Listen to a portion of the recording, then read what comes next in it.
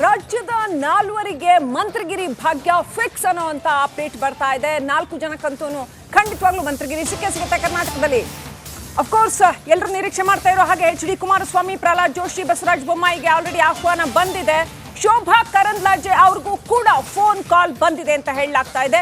ಪ್ರಧಾನಿ ಕಚೇರಿಯಿಂದಾನೇ ಸಂಸದರಿಗೆ ನೇರವಾಗಿ ಕರೆ ಬಂದಿದೆ. ಈ 4ರನ್ನ ಸಚಿವ ಸಂಪುಟಕ್ಕೆ ತಗೊಳ್ತಾರೆ. ಇವತ್ತೇ ಇವರು ಕೂಡ ಪ್ರಮಾಣ ವಚನ ಸ್ವೀಕಾರ ಮಾಡ್ತಾರೆ ಅನ್ನುವಂಥ ಸುದ್ದಿ ಇದೆ. ಇನ್ನೂ ಕೂಡ ಶೋಭಾ ಕರಂದ್ಲಾಜೆ ಅವರದ್ದು ಇನ್ನೂ ಕೂಡ ಕನ್ಫರ್ಮ್ ಆಗಬೇಕು. ಕಾಲ್ ಬಂದಿದೆ ಅಂತ ಹೇಳಲಾಗ್ತಾ ಇದೆ. ಯಾವ್ಯಾವ ಖಾತೆ ಕೊಡ್ತಾರೆ ಯಾರ್ಯಾರಿಗೆ ಅನ್ನುವಂಥದ್ದು ಇನ್ನಷ್ಟೇ ಗೊತ್ತಾಗಬೇಕಾಗಿದೆ. ಪ್ರಧಾನಿ ಕಚೇರಿಯಿಂದಲೇ ಸಂಸದರಿಗೆ ಕರೆ ಬಂದಿದೆ ಇವತ್ತಿನ ಪ್ರಮಾಣ ವಚನ ಸ್ವೀಕಾರ ಸಮಾರಂಭಕ್ಕೆ. ನಿನ್ನೆ ಮೊನ್ನೆ ನಾವು ನೋಡಿದ್ರೆ ವೀಕ್ಷಕರೇ, JP ನಡ್ಡಾ ಅವರ ಮನೆಯಲ್ಲಿ ಅಮಿತ್ ಶಾ ಅವರು ಸೇರಿದಂತೆ ಬಿಜೆಪಿಯ ವರಿಷ್ಠರು ಕೂತು ಸಾಕಷ್ಟು ತಂತ್ರಗಾರಿಕೆಯನ್ನ ರೂಪಿಸಿದ್ರು. ಹಾಗೇನೆ ಪ್ಲಾನಿಂಗ್ ಅನ್ನ ಮಾಡಿದ್ರು.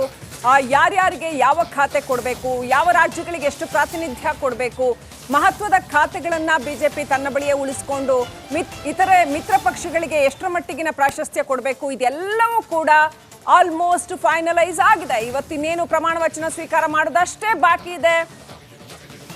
ನಿರ್ಮಲಾ ಸೀತಾರಾಮನ್ ಅವರು ಕೂಡ ಕರ್ನಾಟಕದ ರಾಜ್ಯಸಭಾ ಸದಸ್ಯರಾಗಿರೋದ್ರಿಂದ ಅವರು ಕೂಡ ಕರ್ನಾಟಕದ ಲೆಕ್ಕಕ್ಕೆ ಅವರು ಬರ್ತಾರೆ. ಸೊ ಒಂದು ವೇಳೆ ಈಗ ನೀವು ಹೇಳಿದಂತೆ 4 ಜನರಿಗೆ ಕ್ಯಾಬಿನೆಟ್ನಲ್ಲಿ ಸ್ಥಾನಮಾನ ಸಿಕ್ಕಿದೆ ಆದರೆ ಇವ್ರಿಗೂ ಕೂಡ ಹಾಗಾಗಿ ಈ ದಿಕ್ಕಿನಲ್ಲಿ ನಾನು ಯಾರೆಲ್ಲ ಆಗ್ತಾರೋ ಅವ್ರಿಗೆ ಈ ಸಂದರ್ಭದಲ್ಲಿ ಶುಭಾಶಯನ ಕೊರಕ್ಕೆ ಇಷ್ಟಪಡ್ತೀನಿ. ಸದ್ಯಕ್ಕೆ ದೇವೇಗೌಡರ ನಿವಾಸಕ್ಕೆ ಭೇಟಿಗೆ ಅಂತ ಹೇಳಿ ಬಂದಿದ್ದೀರಿ. ಇನ್ನು ಕುಮಾರಸ್ವಾಮಿ ಅವರಿಗೆ ಈಗ ಆಲ್ರೆಡಿ ಕರೆ ಕೂಡ ಬಂದಿದೆ. ಏನೆಲ್ಲ ಮಾತುಕತೆಗಳಾಗಿದೆ ಸರ್? ಚೆನ್ನಾಗಿ ಕರ್ನಾಟಕದ ಹಿತವನ್ನು ಕಾಪಾಡುವಂಥದ್ದು ಭಾಳ ಬಲಿಷ್ಠವಾಗಿ ಪರಿಣಾಮಕಾರಿಯಾಗಿ ಕರ್ನಾಟಕದ ಕನ್ನಡಿಗರ ಹಿತವನ್ನು ನೀರಿನ ವಿಚಾರದಲ್ಲಾಗಲಿ. ನಡಿ ಈಗ ಶುರು ಮಾಡೋಣ.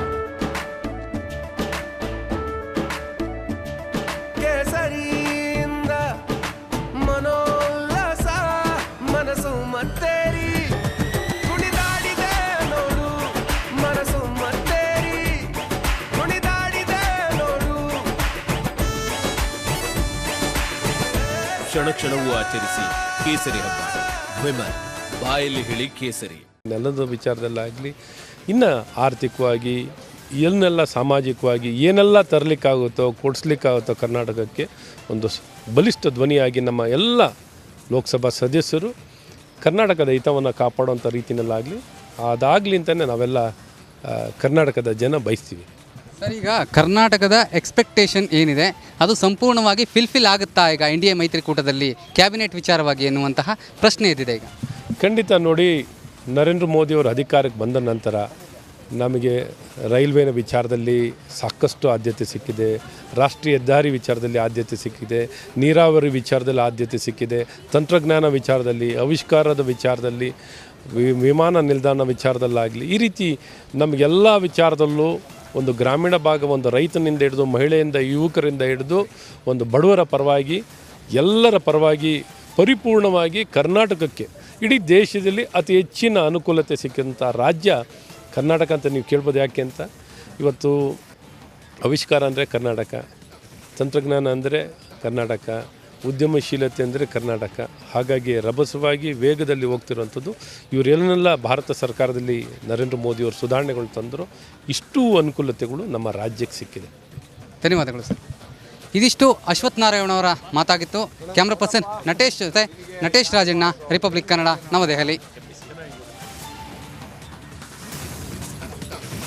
ಸಂಜೆ 7:15ಕ್ಕೆ ನಡೆಯಲಿರುವಂಥ ಪ್ರಮಾಣ ವಚನ ಸ್ವೀಕಾರ ಕಾರ್ಯಕ್ರಮಕ್ಕೆ AICC ಅಧ್ಯಕ್ಷ ಮಲ್ಲಿಕಾರ್ಜುನ್ ಖರ್ಗೆ ಅವರಿಗೆ ಆಹ್ವಾನ ಹೋಗಿತ್ತು. ನಿನ್ನೆ ಕರೆ ಮಾಡಿ ತಿಳಿಸಲಾಗಿತ್ತು. ಇವತ್ತು ಅವರು ಭಾಗಿಯಾಗಲಿದ್ದಾರೆ ಎನ್ನುವ ಅಪ್ಡೇಟ್ ಈಗ ಸಿಗ್ತಾ ಇದೆ. ರಾಜ್ಯಸಭೆ ವಿರೋಧ ಪಕ್ಷದ ನಾಯಕ ಮಲ್ಲಿಕಾರ್ಜುನ್ ಖರ್ಗೆ ಅವರು ಕೂಡ ಇವತ್ತು ರಾಷ್ಟ್ರಪತಿ ಭವನದಲ್ಲಿ ನಡೆಯುವಂಥ ಪದಗ್ರಹಣ ಕಾರ್ಯಕ್ರಮದಲ್ಲಿ ಅವರು ಕೂಡ ಭಾಗಿಯಾಗಲಿದ್ದಾರೆ ಎನ್ನುವ ಮಾಹಿತಿ ಲಭ್ಯವಾಗ್ತಾ ಇದೆ. ಮಲ್ಲಿಕಾರ್ಜುನ್ ಖರ್ಗೆ ಅವರು ಈ ಬಾರಿಯ 17ನೇ ದೊಡ್ಡ ಮಟ್ಟದಲ್ಲಿ ವಿಪಕ್ಷ ನಾಯಕನಾಗಿ ಗುರುತಿಸಿಕೊಂಡಿದ್ದಂಥ ಮಲ್ಲಿಕಾರ್ಜುನ್ ಖರ್ಗೆ ಅವರು ನಿನ್ನೆ ಚರ್ಚೆ ಕೂಡ ಆಗಿದೆ, ಅವರ CEC ಮೀಟಿಂಗ್ ಕೂಡ ಆಗಿದೆ, ಯಾರು ವಿಪಕ್ಷ ನಾಯಕ ಆಗಬೇಕು ಅಂತ ಹೇಳಿ. ಹಾಗಾಗಿ ಕುತೂಹಲ ಅಂತೂ ಇದ್ದೇ ಇದೆ. ರಾಹುಲ್ ಗಾಂಧಿ ಅವರ ಹೆಸರು ಮುನ್ನೆಲೆಯಲ್ಲಿದೆ. ಅವರು ತಿಳಿಸ್ತೀವಿ ಅಂತೇಳಿ ಒಂದಷ್ಟು ಕಾಲಾವಕಾಶವನ್ನು ತೆಗೆದುಕೊಂಡಿದ್ದಾರೆ. ಮಲ್ಲಿಕಾರ್ಜುನ್ ಖರ್ಗೆ ಅವರು ಕೂಡ ಇವತ್ತು ಭಾಗಿಯಾಗ್ತಾ ಇದ್ದಾರೆ. ಅವರಿಗೆ ಆಹ್ವಾನ ಹೋಗಿತ್ತು ನಿನ್ನೆ. ಅವರು ಕೂಡ ಇವತ್ತು ಕಾರ್ಯಕ್ರಮದಲ್ಲಿ ಭಾಗಿಯಾಗ್ತಾ ಇದ್ದಾರೆ. ರಾಷ್ಟ್ರಪತಿ ಭವನದಲ್ಲಿ ನಡೆಯಲಿರುವಂಥ ಕಾರ್ಯಕ್ರಮದಲ್ಲಿ ಮಲ್ಲಿಕಾರ್ಜುನ್ ಖರ್ಗೆ ಅವರು ಭಾಗಿಯಾಗ್ತಾ ಇದ್ದಾರೆ.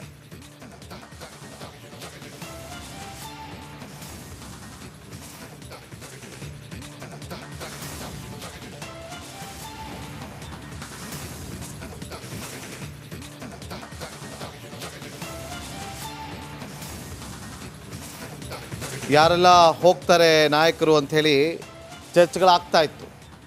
ವಿಪಕ್ಷದಿಂದ ಯಾರು ಹೋಗ್ತಾರೆ ಅಂಥೇಳಿ ಕುತೂಹಲ ಇತ್ತು. ಖುದ್ದು ಈಗ ಮಲ್ಲಿಕಾರ್ಜುನ್ ಖರ್ಗೆ ಅವರೇ ಹೋಗ್ತಾ ಇರುವ ಬಗ್ಗೆ ಮಾಹಿತಿ ಲಭ್ಯವಾಗ್ತಾ ಇದೆ.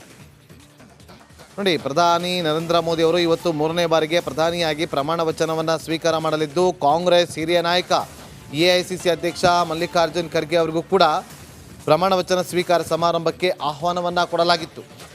ರಾಷ್ಟ್ರಪತಿ ಭವನದಲ್ಲಿ ನಡೆಯಲಿರುವಂಥ ನರೇಂದ್ರ ಮೋದಿ ಪ್ರಮಾಣ ವಚನ ಸ್ವೀಕಾರ ಸಮಾರಂಭದ ಕಾರ್ಯಕ್ರಮಕ್ಕೆ ಕಾಂಗ್ರೆಸ್ ಅಧ್ಯಕ್ಷ ಮಲ್ಲಿಕಾರ್ಜುನ್ ಖರ್ಗೆ ಅವರನ್ನು ಆಹ್ವಾನ ಕೊಡಲಾಗಿತ್ತು. ಆಹ್ವಾನ ಪತ್ರಿಕೆಯನ್ನು ಈಗಾಗಲೇ ಹಿರಿಯ ನಾಯಕ ಮಲ್ಲಿಕಾರ್ಜುನ್ ಖರ್ಗೆ ಅವರು ಸ್ವೀಕಾರ ಮಾಡಿದ್ದು, ಈ ಕಾರ್ಯಕ್ರಮದಲ್ಲಿ ಭಾಗಿಯಾಗಬೇಕು ಬೇಡವೋ ಅನ್ನೋದರ ಬಗ್ಗೆ ತಮ್ಮ ನಿರ್ಧಾರವನ್ನು ಇವತ್ತು ತಿಳಿಸ್ತೀವಿ ಅಂತ ಹೇಳಿದರು.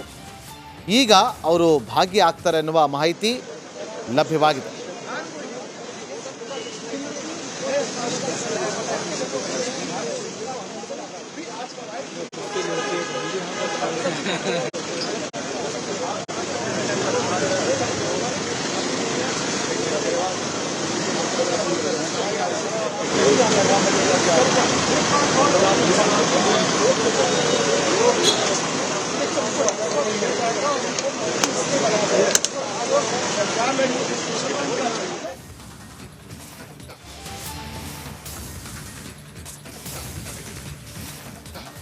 ದೆಹಲಿಯಲ್ಲಿ ನರೇಂದ್ರ ಮೋದಿ ಪಟ್ಟಾಭಿಷೇಕ ಕಾರ್ಯಕ್ರಮ ಆಯೋಜನೆಗೊಂಡಿದೆ. ನಮೋ ಪ್ರಮಾಣ ವಚನದತ್ತ ಈಗ ಇಡೀ ವಿಶ್ವದ ಚಿತ್ತ. ಪ್ರಪಂಚದ ಗಣ್ಯಾತಿ ಗಣ್ಯ ವ್ಯಕ್ತಿಗಳು ಬರ್ತಾ ಇದ್ದಾರೆ. ನಮ್ಮ ದೇಶದ ಸುತ್ತಮುತ್ತಲಿನ ದೇಶಗಳ ನಾಯಕರು ಬರ್ತಾ ಇದ್ದಾರೆ. ಸಂಜೆ 7:15ಕ್ಕೆ ಕಾರ್ಯಕ್ರಮ ಆಯೋಜನೆಗೊಂಡಿದೆ. ರಿಪಬ್ಲಿಕ್ನಲ್ಲಿ ನಮೋ ಪದಗ್ರಹಣದ ಕಂಪ್ಲೀಟ್ ಕವರೇಜ್. ಮೋದಿ ಪದಗ್ರಹಣದ ನಾನ್ ಸ್ಟಾಪ್ ಲೈವ್ ರಿಪಬ್ಲಿಕ್ ಕನ್ನಡದಲ್ಲಿ ವೀಕ್ಷಿಸಿ. ವೀಕ್ಷಕರೇ, ದೆಹಲಿಯಲ್ಲಿ ನಡೀತಾ ಇರ್ತಕ್ಕಂಥ ಈ ಕಾರ್ಯಕ್ರಮ ಇಡೀ ವಿಶ್ವದ ಗಮನವನ್ನ ಸೆಳೆದಿದೆ. ಪ್ರಪಂಚದ ದಿಗ್ಗಜ ದೇಶಗಳ ನಾಯಕರು ಬಹಳ ಚಿತ್ತಗೊಟ್ಟು ಈ ಒಂದು ಕಾರ್ಯಕ್ರಮವನ್ನು ಗಮನಿಸ್ತಾ ಇದ್ದಾರೆ. ಯಾಕಂತಂದ್ರೆ 3ನೇ ಅವಧಿಗೆ ಸತತವಾಗಿ ಪ್ರಪಂಚದ ಅತಿ ದೊಡ್ಡ ಪ್ರಜಾಪ್ರಭುತ್ವದಲ್ಲಿ ಪ್ರಧಾನಿಯಾಗಿ ನರೇಂದ್ರ ಮೋದಿ ಪ್ರಮಾಣ ವಚನ ಸ್ವೀಕಾರ ಮಾಡ್ತಾ ಇದ್ದಾರೆ.